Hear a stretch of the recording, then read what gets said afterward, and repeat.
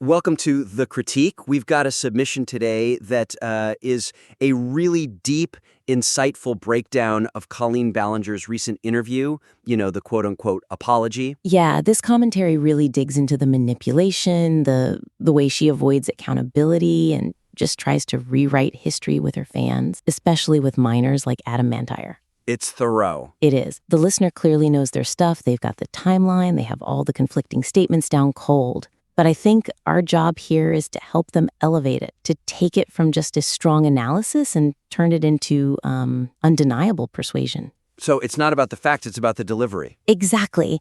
Making sure the evidence hits with maximum strategic force. So let's start with how the critique handles her reliance on these vague excuses. Right. That's a huge theme in the submission. This deep frustration with her saying over and over, I was so caught up in the things that weren't true that I feel like I wasn't listening to the things that were true. And that line is it's the rhetorical centerpiece of her entire deflection strategy. The listener's critique, it sees that, it identifies the problem. But the weakness is that they just keep asking, what were the lies? What is she referring to? Okay. And by just posing that question again and again, the commentary sort of inadvertently lets her narrative stay stuck on the vague stuff, the unspecified falsehoods, instead of zeroing in on the things we know for a fact are true.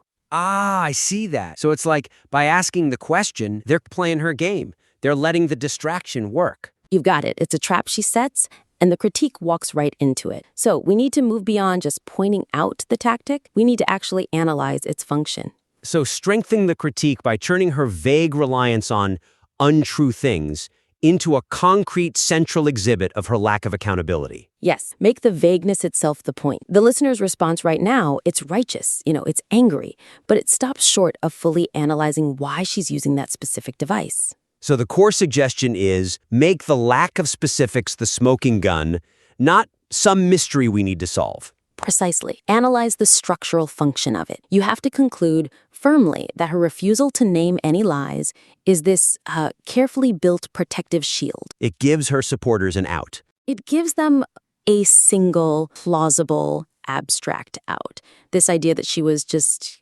unfairly victimized by some misinformation. But she never has to say what it was. It lets her completely avoid confronting the hard facts. Like the group chats. Exactly. She never has to defend the truth if she can just point to this nebulous cloud of untrue things. That's a really powerful reframing. It is.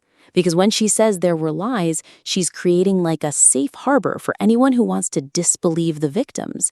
They don't need facts. They just need that one claim from her. So, for a concrete example, the listener should what? Isolate the moments where she makes that vague claim. And then, right after, you contrast it with the established truths she did admit to in that same conversation. Like her admitting that the discussions about virginity and sex positions in the group chat were, in her words, completely inappropriate and, crucially, true.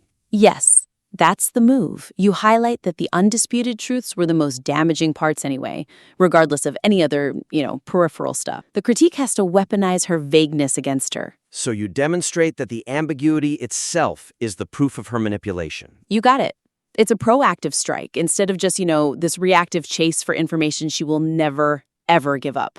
And that actually leads perfectly into the second big opportunity here, which is about how her whole narrative has evolved. The listener is justifiably outraged about the underwear story with Adam Mantire. Oh, yeah. The part of my brain was missing excuse. Right. And that visceral reaction, it's real, is authentic. But to make the critique truly persuasive, we have to restructure how we present these inconsistencies. Okay, so maximize the persuasive impact of the critique by restructuring the presentation of key inconsistencies into a methodical, side-by-side forensic analysis. That's it. Because if you lead with just emotion, just the anger, some of the audience might dismiss it as, subjective rather than a logical takedown.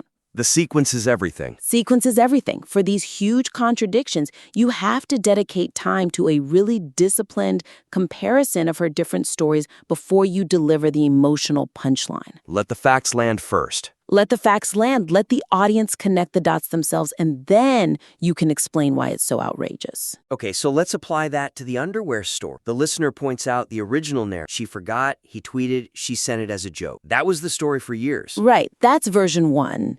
Now the listener has the new podcast narrative where she claims he kept asking for it for months and she hesitated. And that a part of my brain was missing. Exactly. You have to put those two stories, like visually or audibly, right next to each other. The contrast is what does the work. It's jarring. It really is, especially the reframe, because the new version is all about mitigating her responsibility by shifting the blame onto the victim's supposed hounding. And she uses that phrase. What was it? Being given permission, if you will, which is just an unbelievable thing to say about a child. It's incredibly manipulative, and the critique has to hold her accountable for that specific semantic shift. You present the evidence forensically, and it proves this isn't a faulty memory. It's an intentional, strategic revision. She's trying to blur the line of who initiated. To reduce her culpability. Yeah. And this is also where you have to immediately bring in the context of her age.